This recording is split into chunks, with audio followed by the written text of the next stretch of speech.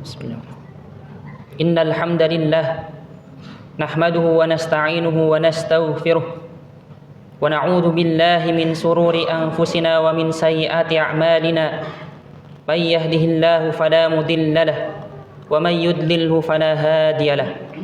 Asyhadu an la ilaha illallah wahdahu la syarika lahu wa asyhadu anna Muhammadan 'abduhu wa rasuluhu alladzi la nabiyya wa la rasula ba'dahu.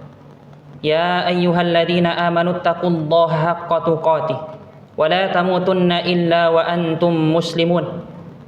Ya ayyuhan nasu taqu rabbakumul ladzi khalaqakum min nafsin wahidah wa khalaqa minha zawjaha wa batha minhuma rijalan katsiran wa nisaa'a wattaqullaha alladzi tasaaluna bihi wal arham innallaha kana 'alaikum raqiba.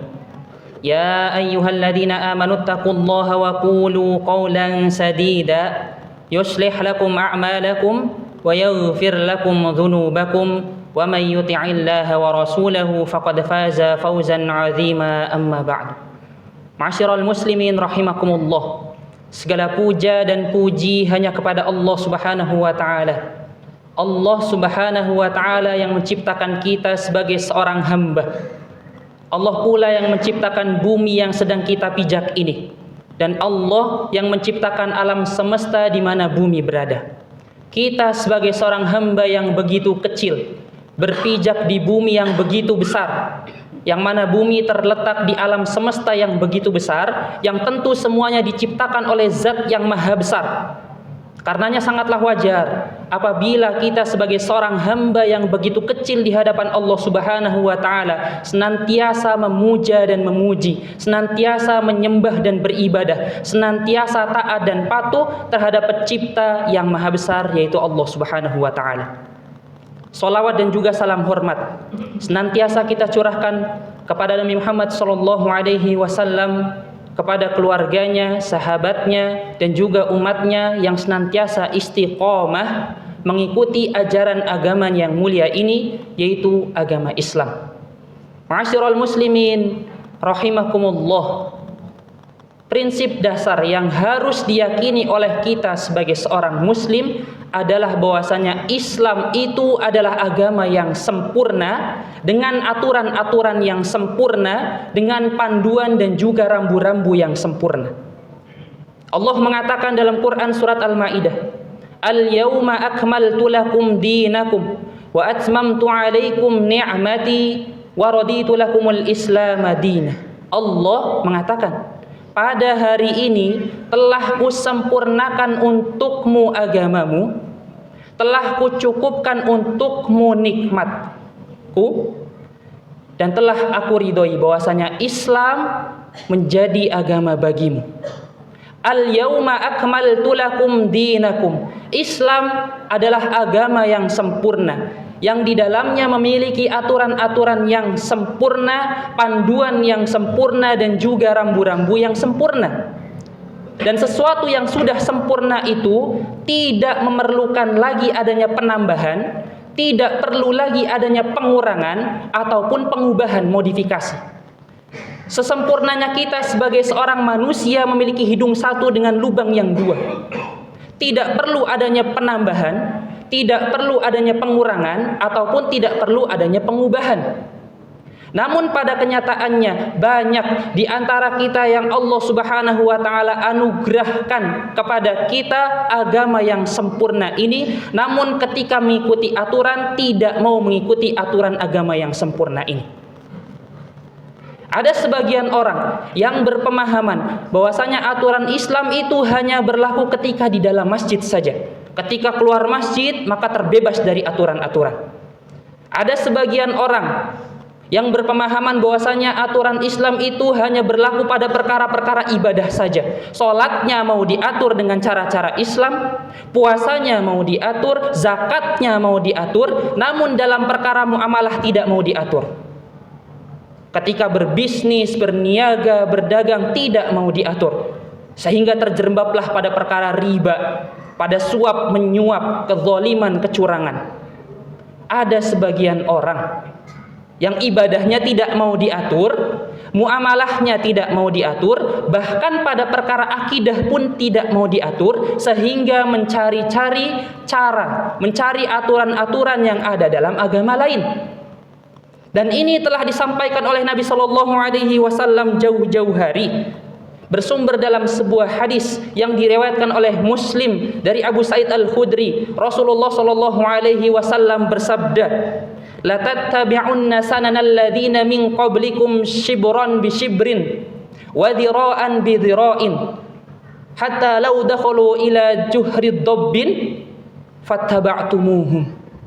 Sungguh kalian itu akan mengikuti jalan orang-orang sebelum kalian, sejengkal demi sejengkal mengikuti mereka, sehasta demi sehasta mengikuti mereka, sampai-sampai apabila mereka masuk kepada lubang bob, lubang yang gelap dan juga berliku, kalian pasti akan ikuti. Fakulna ya Rasulullah al-Yahuda wan Nasara. Para sahabat kemudian bertanya, wahai Rasulullah, apakah kaum yang diikuti oleh kaum muslim adalah umat Yahudi dan Nasrani? Qala faman. Nabi SAW berkata, kalau bukan mereka, lalu siapa lagi? Kalau bukan mereka, lalu siapa lagi? Dan Imam An-Nawawi menjelaskan kepada kita, sibron bisibrin, sejengkal demi sejengkal, sehasta demi sehasta, sampai-sampai apabila mereka masuk ke dalam lubang dob, sampai-sampai diikuti. Itu adalah suatu permisalan bahwasanya tingkah laku kaum muslimin itu akan mengikuti dan akan menyerupai tingkah laku umat Yahudi dan juga akan menyerupai tingkah laku umat Nasrani. Karenanya kita perlu diingatkan oleh aturan-aturan agar kita bukan termasuk orang-orang yang dikatakan oleh Nabi Shallallahu Alaihi Wasallam dalam hadis ini.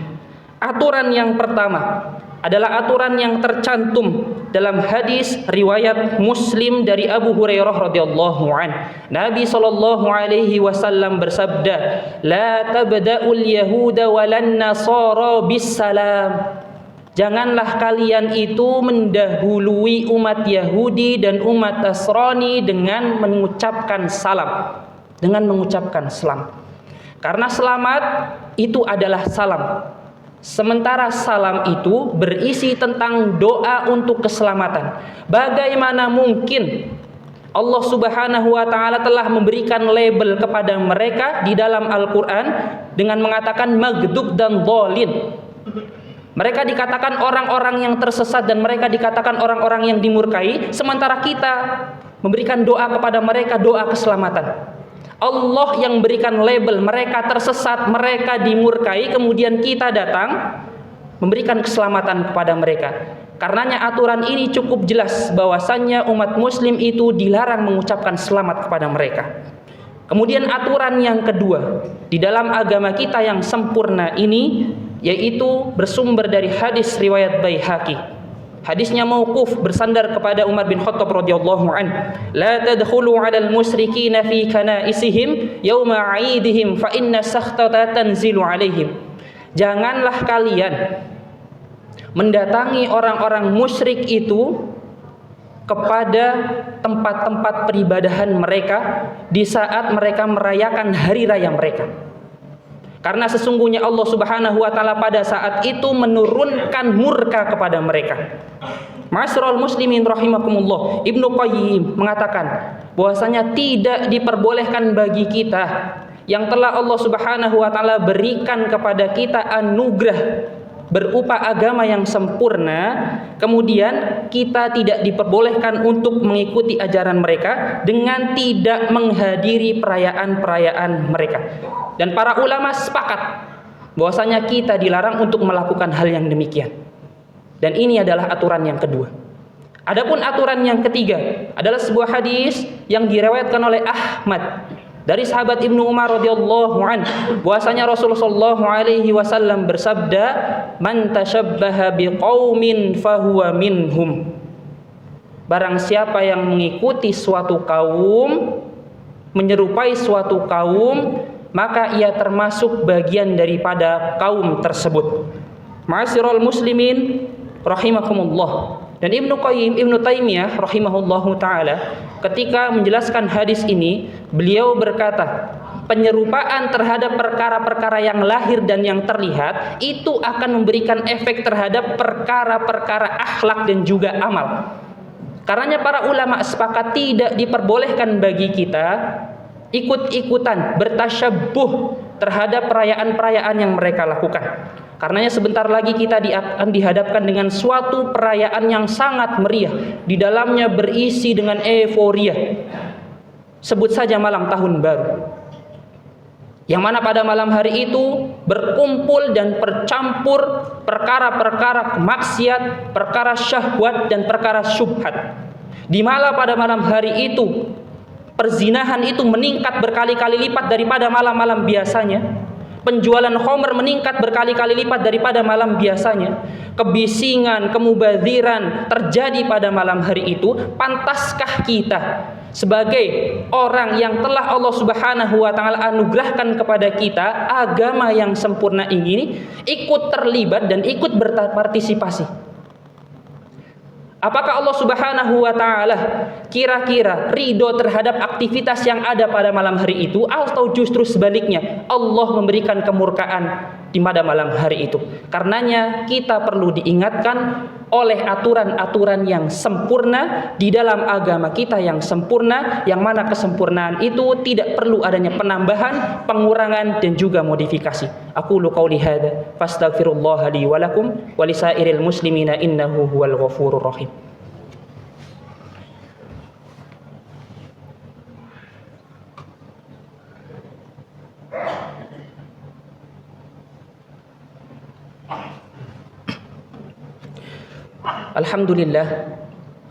Alhamdulillahilladzi arsala rasulahu bil huda wa dinil haqq liyudhhirahu 'alad dini kullihi wa kafaa billahi syahida wa kafaa billahi wakila, amma ba'd. Ma'asyiral muslimin rahimakumullah. Aturan itu sejatinya dibuat untuk menjadikan kehidupan kita menjadi indah dan kehidupan kita menjadi selamat.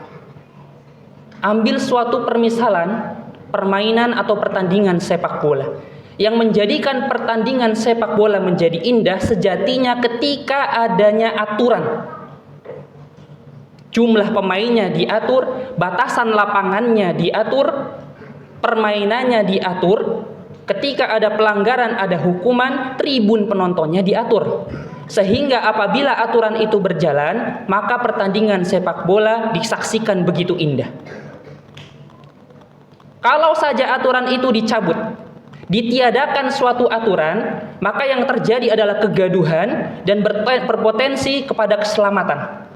Begitu pula kehidupan kita. Aturan itu dibuat sejatinya untuk menjadikan kehidupan kita menjadi indah dan menjadikan kehidupan kita menjadi kehidupan yang selamat. Allah Subhanahu wa taala adalah pembuat aturan. Rasul sallallahu alaihi wasallam adalah seseorang yang merepresentasikan aturan-aturan tersebut. Karenanya kita diperintahkan untuk mengikuti Nabi. Adapun aturan-aturan itu dibuat di dalam Al-Qur'an dan juga As-Sunnah, yaitu hadisnya Nabi sallallahu alaihi wasallam. Karenanya barang siapa yang mengikuti aturan yang bersumber dari Al-Qur'an, bersumber dari hadis, sejatinya kehidupannya akan menjadi indah dan kehidupannya akan menjadi kehidupan yang selamat dunia dan juga akhirat. Dan Allah Subhanahu wa taala berfirman dalam Al-Qur'an, "Innallaha la yukhliful mi'ad." Allah tidak akan pernah pungkiri janjinya. Karenanya semoga kita menjadi hamba-hamba yang mampu berpedoman pada aturan yang sempurna di dalam agama kita yang sempurna, tanpa perlu adanya penambahan, tanpa perlu adanya pengurangan, ataupun tanpa perlu adanya pengubahan dan juga akal-akalan. Akal kita ini begitu kecil, sementara syariat itu begitu besar. Tidak mungkin sesuatu yang kecil mengakal-akali sesuatu yang besar. Tunduk dan ikuti. Innallaha wa malaikatahu yusholluna 'alan nabi ya ayyuhalladzina amanu shallu 'alaihi wa sallimu taslima. Allahumma shalli 'ala Muhammad wa 'ala ali Muhammad kama shallaita 'ala Ibrahim wa 'ala ali Ibrahim wa barik 'ala Muhammad wa 'ala ali Muhammad kama barakta 'ala Ibrahim wa 'ala ali Ibrahim innaka Hamidum Majid. Allahumma ighfir lil muslimina wal muslimat wal mu'minina wal mu'minat al ahya'i minhum wal amwat. اللهم ألف بين قلوبنا وأصلح ذات بيننا واهدنا سبل السلام ونجنا من الظلمات إلى النور ونجنا الفواحش ما ظهر منها وما بطن ربنا تقبل منا إنك أنت السميع العليم وتب علينا إنك أنت التواب الرحيم ربنا ظلمنا أنفسنا وإن لم تغفر لنا وترحمنا لنكونن من الخاسرين ربنا آتنا في الدنيا حسنة وفي الآخرة حسنة وقنا عذاب النار وآخر دعوانا أن الحمد لله رب العالمين أقيم الصلاة